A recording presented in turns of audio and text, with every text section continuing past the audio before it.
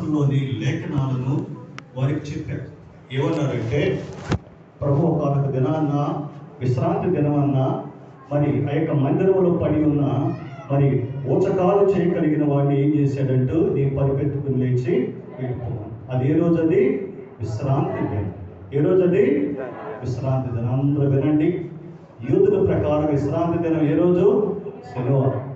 మీకు చాలాసార్లు చెప్పాను, ఎందుకు మనం ఆదివారం చేస్తున్నాం, శనివారం చేయట్లేదంటే, దేవుడు ధర్మశాస్త్రాన్ని సంపూర్ణం చేసి ఆయన ఆదివారమున ఆయన పునరుద్ధానుడయ్యాడు కాబట్టి, మనకు నూతనమైన నిబంధన దేవుడు ఇచ్చాడు కాబట్టి, ఏది ప్రారంభమైనా ఆదివారమే ప్రారంభమైంది కాబట్టి దేవుడు మరి యొక్క వారమునకు ప్రారంభమైన మొదటి దినాన్ని దేవుడి కొరకు మనం ఆరాధనగా మరి దేవుడి నూతన నిబంధన ప్రకారం మనం చేస్తున్నాం. ఇంకా శనివారం చేస్తే దేని క్రింద ఉన్నట్టు? ధర్మశాస్త్రం అనే కాడి క్రిందే ఉన్నట్టు. దేవుడు ధర్మశాస్త్రం దాన్ని మైలైపోతున్నాం కాబట్టి ఇక్కడ మనం చదువుకుంటే ఇప్పుడు అర్థమవుతుందా? ఆ విషయాలు కూడా మనం ధ్యానం చేయబోతున్నాం.